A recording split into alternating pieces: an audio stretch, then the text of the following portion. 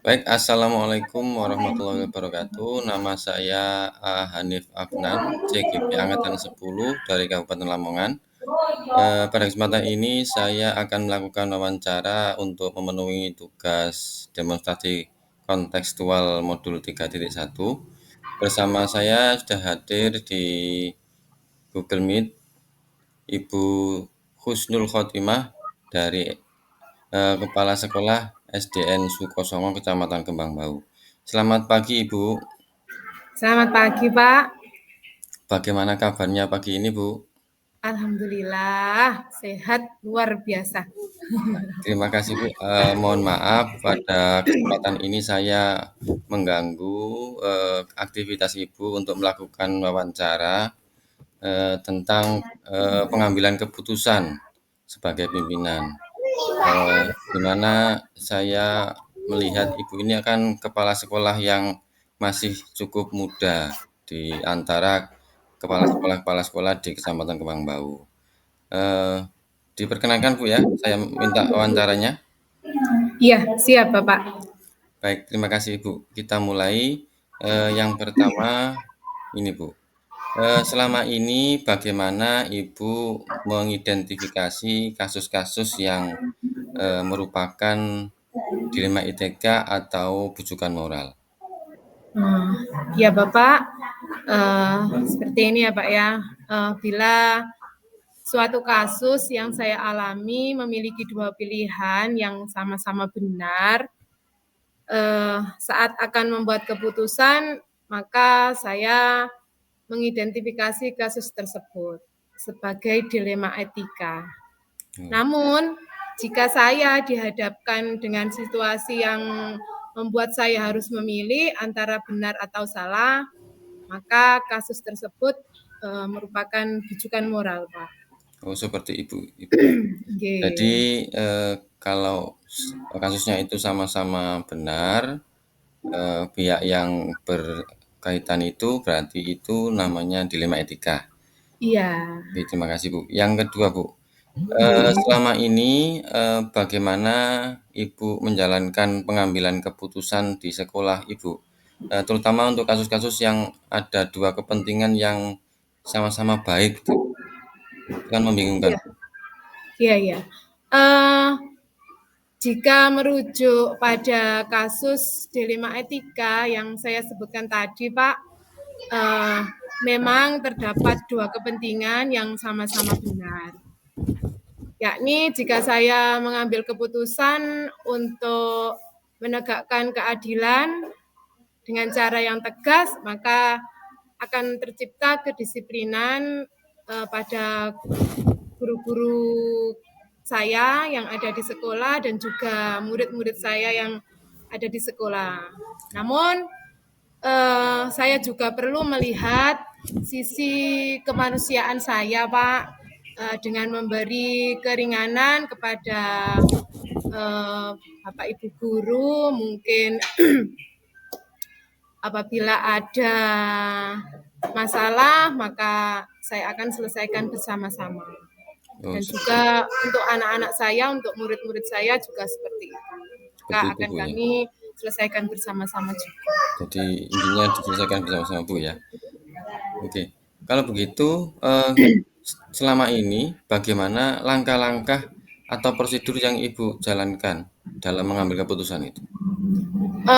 Untuk langkah-langkah yang saya ambil, yang pertama saya cermati dulu situasi yang terjadi, mempertimbangkan dampak dari keputusan yang akan saya buat nanti. Kemudian barulah saya mengambil keputusan. Misalnya suatu contoh kalau kasus Bapak Ibu guru saya akan mengajak bertemu langsung seperti itu, Pak. Saya akan menanyakan, mengidentifikasi masalah apa yang dihadapi. Jadi dibicarakan dari hati ke hati dulu Bu ya? Iya, saya bicarakan dulu face to face lah gitu, Pak. Ya, jadi pertama dicermati dulu kasusnya, kemudian diajak bicara dari hati ke hati apabila itu kasusnya berhubungan dengan Bapak Ibu guru ya Pak, Ibu ya? Iya iya Baik iya. Bu, baik. Selama ini dalam pengambilan keputusan itu yang Ibu anggap paling efektif itu yang seperti apa Bu pengambilan keputusannya? Adapun hal-hal yang saya anggap efektif dalam mengambil keputusan, dalam pengambilan keputusan, terutama yang dilema etika itu Pak, saya akan mengumpulkan fakta-faktanya dulu, kemudian menguji kebenaran lawan benar atau benar lawan salah ya Pak. Kalau itu sih mudah kalau benar lawan Iya, salah. Dan di sini yang benar tetapi bertentangan. Nah itu. iya, iya. Jadi kemudian saya mencari alternatif atau sisi lain yang mungkin bisa dilakukan, kemudian baru nanti yang terakhir saya lakukan refleksi, Pak. Oke, terima kasih Bu. Itu langkah-langkah saya. Baik, seperti Langkah-langkah yang itu saya ya. anggap Itu efektif. efektif menurut Ibu nggih. Baik, Nggih. selanjutnya Bu, hal apa yang selama ini merupakan atau menjadi tantangan pada saat pengambilan keputusan yang Ibu lakukan? Tentunya dalam setiap pengambilan keputusan tidak terlepas Pak dari tantangan yang saya hadapi. Salah satunya yaitu tidak semua orang menyukai keputusan yang saya ambil. Iya, Nah, hal ini terkadang membuat kita merasa bahwa keputusan kita kurang tepat ya Pak ya, iya, atau kurang bijak seperti itu. Namun kembali lagi pada hakikatnya bahwa tidak semua orang memiliki mindset yang sama seperti kita. Dan iya, kita juga tidak dapat memaksakan pemikiran orang lain agar sejalan dengan pemikiran kita, Pak. begitu Bu ya? Tantangan bagi Iya, saya. jadi memang untuk memuaskan semua pihak itu sulit Bu ya? Jadi kemudian, timbul mungkin ada rasa, ganjalan di hati, apakah keputusannya itu, sudah tepat apa tidak gitu Bu ya? Nggih. Ya, Iya ya iya, Pak, iya. manusiawi Bu itu sepertinya. Ya, baik, Nggih, gitu, kemudian Pak, betul. pertanyaan selanjutnya Bu, eee, apabila terjadi sebuah kasus kemudian Ibu diminta untuk mengambil keputusan, nah adakah waktu tertentu atau Ibu menjadwalkan secara khusus, untuk mengambil keputusan tersebut Bu? Iya. Saya tidak memiliki jadwal khusus, Pak, untuk mengelola pengambilan keputusan. Tapi untuk kasus-kasus yang sederhana, Iya, menurut saya harus segera diselesaikan, maka akan saya selesaikan. Namun, dalam kasus yang memiliki efek jangka panjang, biasanya tidak langsung saya selesaikan. Saya akan membuat schedule atau jadwal perencanaan dan nantinya akan saya selesaikan dan saya diskusikan terlebih dahulu bersama Bapak Ibu guru mempertimbangkan dampak baiknya hasil akhirnya nanti. Barulah saya membuat keputusan. demikian ya Bu ya. Jadi tergantung pada kasus yang sedang dialami Bu ya? Iya, Ya, ya, kalau ringan ya kasusnya seperti diselesaikan apa seperti itu. secepatnya, kalau memang itu agak berat atau membutuhkan waktu ya kita musyawarahkan Ya, dengan saya buat teman-teman. schedule, saya buat jadwal. Jadwal ya. Ya, setuju sekali dengan pemikiran Ibu. Pertanyaan selanjutnya Ibu, eee, adakah seseorang atau faktor yang biasa membantu Ibu dalam mengambil keputusan? Ya, ada beberapa orang, terutama saya kan, sebagai guru dapat tugas tambahan jadi kepala sekolah, Pak. Ini kan baru berjalan 1 tahun, Iya Bu. jadi saya masih perlu menimba ilmu dari beliau-beliau kepala sekolah yang senior, Pak. Iya, Jadi nanti saya sharing dulu, mungkin beliau-beliaunya kan sudah mengalami, sudah bertahun-tahun jadi iya banyak ilmunya pengalaman. sudah Banyak. berpengalaman sekali. Saya akan Iya, menimba, dengan beliau-beliau, Pak, iya, iya, Bu, bagus seperti sekali, Bu. itu. Jadi, artinya Ibu juga punya punya panutan atau figur teladan yang, biasa Ibu mintai apa, Nggih. pertimbangan, Bu, ya? Ya, dan juga rekan-rekan sejawat kita ini tentunya, Ya, Pak. tentunya itu karena rekan kerja dalam satu lembaga, Bu, ya. Nggih, Oke. nggih. Baik, Ibu, yang terakhir, Bu, ini. Dari Nggih. semua hal yang sudah Ibu sampaikan tadi, kira-kira pembelajaran apa yang bisa Ibu ambil dari, momen pengambilan keputusan ini? Iya. Dari beberapa kasus yang saya hadapi, Pak, terkait dengan pengambilan keputusan, saya mendapat pengalaman yang banyak sekali mengajarkan saya tentang rasa empati dan juga rasa peduli. Jadi tidak mengambil keputusan secara sepihak. Jadi perlu berpikir sebelum memutuskan sesuatu, nggih, Pak. Iya, Serta pentingnya menerapkan prinsip berbasis nilai-nilai kebajikan dan juga memprioritaskan kepentingan bersama, Pak. iya, iya, Bu. Dan Nggih, bertanggung gitu, jawab, Pak. kemudian itu ya Nah, berpihak pada murid tentunya, Bu, ya? nggih, nggih, Ya, terima kepada kasih Ibu, anak-anak. demikian wawancaranya saya kira sudah cukup. Saya terima kasih atas waktu yang sudah diberikan. Nggih, Pak. Silakan Ibu kembali melakukan aktivitas, semoga Tuhan membalas kebaikan Ibu. Baik, Amin. terima Terima kasih. kasih kembali, Ya, Pak. Bu. Saya akhiri ya, assalamualaikum warahmatullahi wabarakatuh. Waalaikumsalam warahmatullahi wabarakatuh. Assalamualaikum warahmatullahi wabarakatuh. Waalaikumsalam warahmatullahi wabarakatuh. Baik, sementara saat ini saya bersama Bapak Muhajirun Anil Maas. Beliau adalah kepala sekolah dari SDN 2 Banjarmendalan. Demikian Pak ya. Iya, Pak.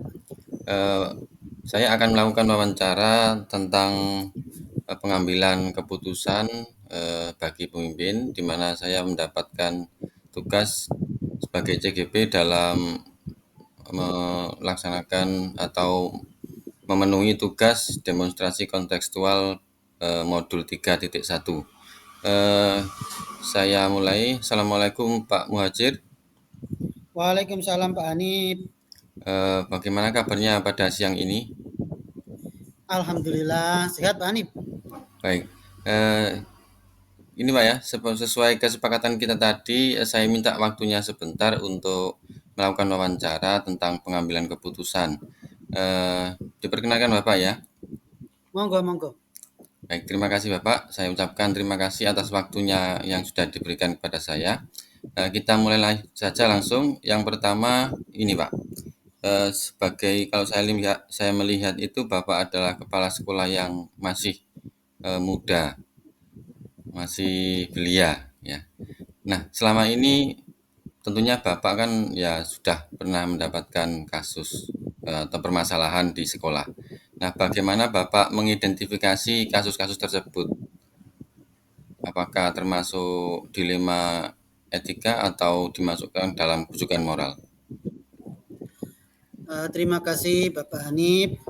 Jadi untuk mengidentifikasi apakah kasus tersebut termasuk dilema etika atau bujukan moral itu begini.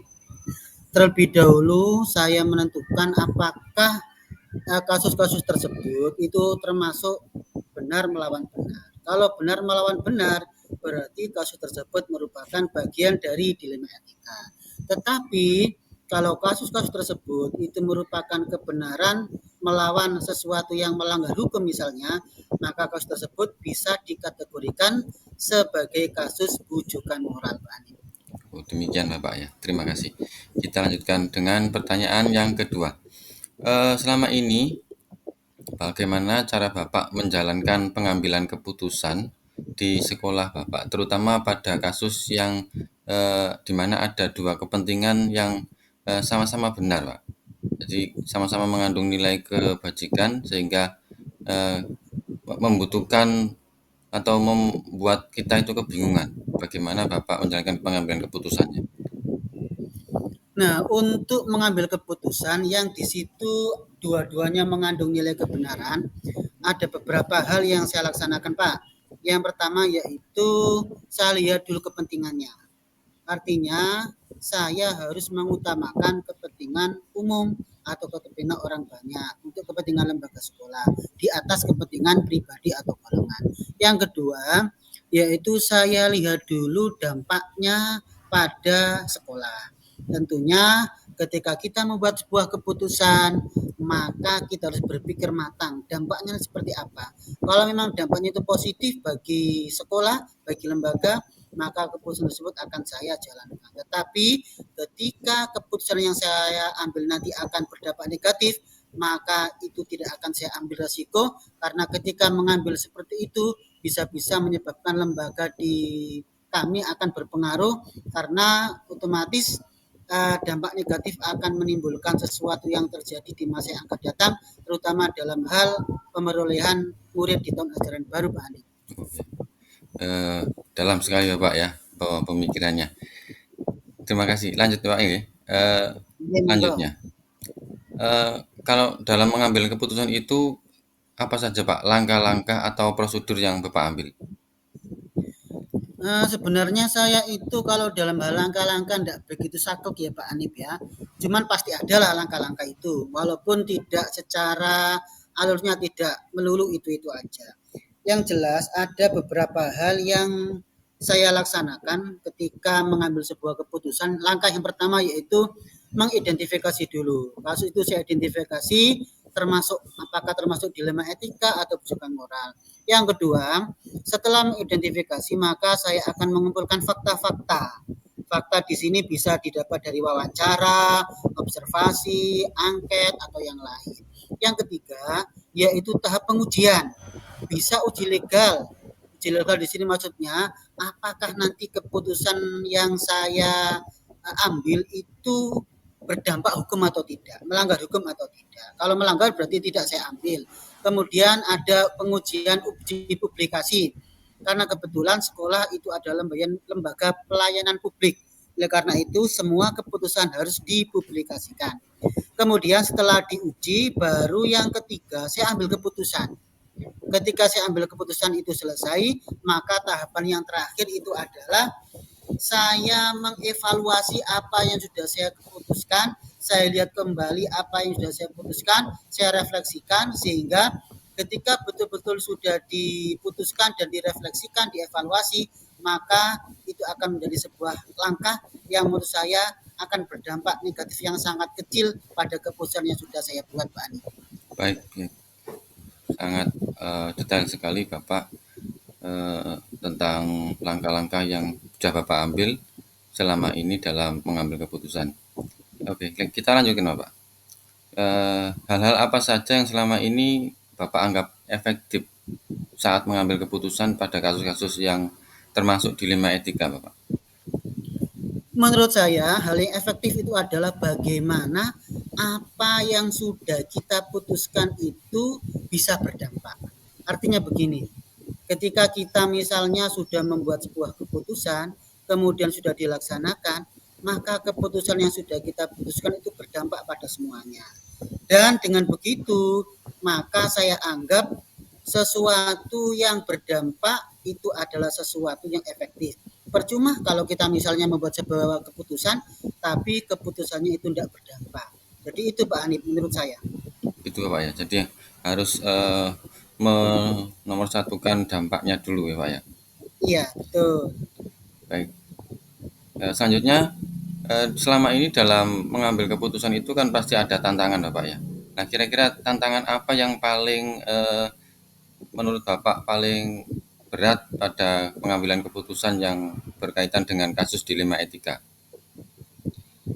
Pak Hanif, sebuah kehidupan itu kalau tidak ada asam garamnya, asam manisnya kehidupan itu tidak enak. Hidup penuh dengan tantangan pasti. Apalagi sebagai seorang kepala sekolah yang masih baru, begitu yang mungkin pengalaman saya itu masih kurang begitu ya, pasti ada tantangan.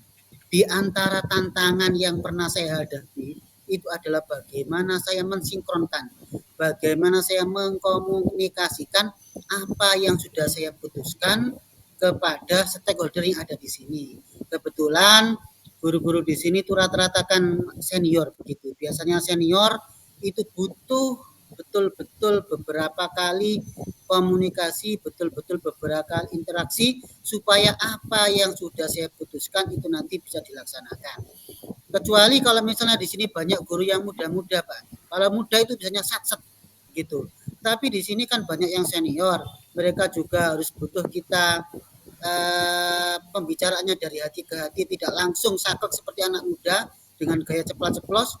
Tapi kalau yang senior-senior ini menurut saya itu betul-betul harus menjiwai dan betul-betul harus memberikan efek supaya mereka itu mau mengikuti apa yang sudah kita putuskan, sehingga ketika semuanya berjalan, baik yang senior maupun yang muda, insya Allah nanti keputusan yang kita buat akan menjadi komitmen bersama untuk kemajuan sekolah, Pak Ani. Iya, iya.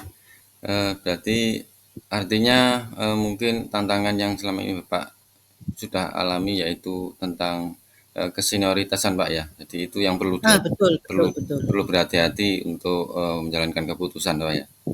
Iya. Menjalankan keputusan. Oke. Semangat sekali Bapak. Masih ada 2 pertanyaan lagi ya ini. Pada saat mengambil keputusan itu selama ini apakah Bapak langsung memutuskan saja atau mempunyai jadwal tertentu untuk memutuskan suatu permasalahan? Ya kebetulan kalau saya memutuskan sesuatu itu melihat urgensinya, Pak.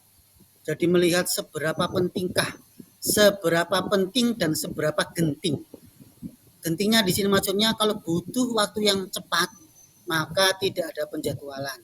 Kalau butuh sesuatu yang harus diputuskan pada hari itu, maka tidak ada penjadwalan baik itu rutin maupun insidental. Jadi intinya saya ketika memutuskan itu tidak memakai penjadwalan rutin, hanya melihat dari bagaimana seberapa penting dan seberapa gentingnya permasalahan yang saya hadapi, Pak Ani. Iya, iya.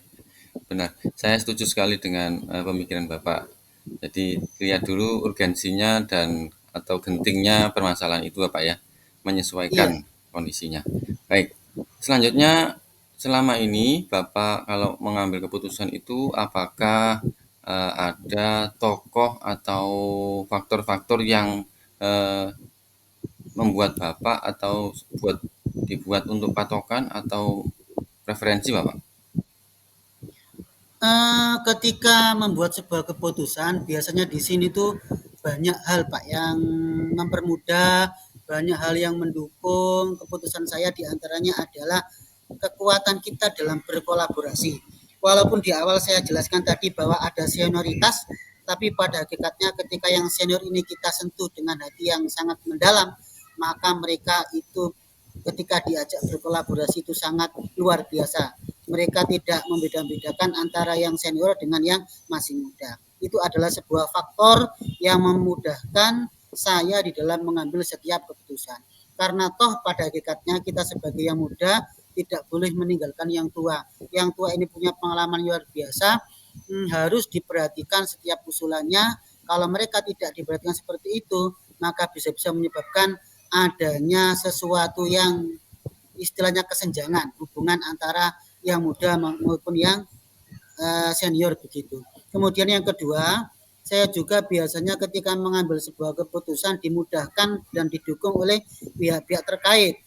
Misalnya kalau saya melibatkan peran serta masyarakat, maka di sini di sekolah kami itu sudah mengadakan MOU dengan pihak kelurahan. Mereka sangat open sekali, sangat membuka diri apabila ada permasalahan yang terjadi, dan ketika mereka ingin dilibatkan maka pihak kelurahan sangat terbuka, dan itu membuat saya mudah sekali termasuk untuk memutuskan sesuatu permasalahan terkait dilema etika di lembaga kami, Pak Ani. Iya, luar biasa sekali Bapak. Jadi yang saya tangkap berarti intinya lebih mengutamakan kolaborasi dengan semua pihak yang terkait Bapak ya. Iya, betul. Baik. Yang terakhir Bapak, dari semua hal yang sudah Bapak sampaikan tadi, kira-kira apa hal penting atau pembelajaran penting yang bisa diambil dari segi mengambil keputusan ini Bapak? Pak Hanif, saya dulu sebelum jadi kepala sekolah itu berprinsip begini. setiap orang atau orang yang paling baik itu adalah orang yang paling bermanfaat bagi manusia sekitarnya. Lah dari situ pengalaman yang berharga yang saya dapat ketika mengambil sebuah keputusan adalah saya meyakini dengan sangat yakin dengan diri saya bahwa pengambil kebijakan itu pasti menjadi orang yang paling bermanfaat karena kebijakannya itu bisa mempengaruhi kondisi lingkungan.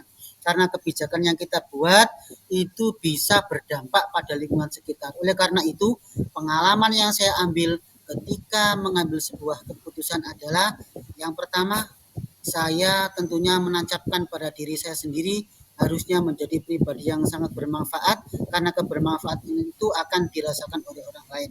Yang kedua, dari beberapa pengalaman yang sudah saya laksanakan, yang sudah saya alami ketika mengambil sebuah keputusan, akan saya jadikan sebagai pengalaman yang berharga. Tentunya ketika seseorang itu ingin menjadi orang yang sukses itu bukan karena pinter atau cerdas saja, tapi karena banyak pengalaman. Dari banyak pengalaman ketika mengambil keputusan, itu adalah sebuah pengalaman yang sangat berharga, pengalaman yang bisa kita jadikan untuk kemajuan diri kita sendiri, lebih-lebih pada kemajuan lembaga yang saya pimpin, Pak Anip. Baik. Super sekali Bapak, pemikiran Bapak yang sudah dari awal sampai akhir tadi mempunyai banyak sisi positif yang bisa saya ambil, yang bisa saya gunakan juga untuk menjalani tugas saya, dan saya harap kedepannya Bapak ini layak jadi kepala dinas, Pak. Wah, terima kasih Bapak. Saya juga mendoakan semoga Iya, Pak. Bapak di dalam tugas sebagai CGP bisa lulus dengan nilai sangat memuaskan Amin, Bapak. dan Amin. bisa menjadi pionir, penggerak yang menggerakkan seluruh anggota komunitas di sekolah Bapak, lebih-lebih di wilayah Korwil yang Bapak sekarang. Amin, amin Bapak. Doa yang terbaik juga sama untuk Bapak. Kita sudah sampai di akhir wawancara.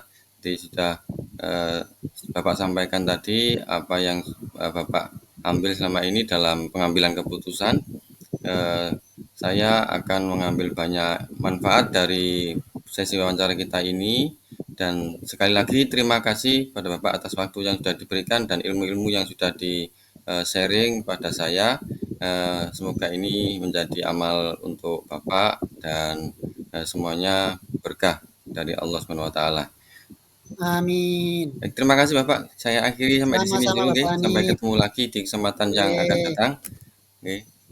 Silakan beraktivitas kembali. Terima kasih Bapak. Sama-sama. Assalamualaikum. Waalaikumsalam warahmatullahi wabarakatuh.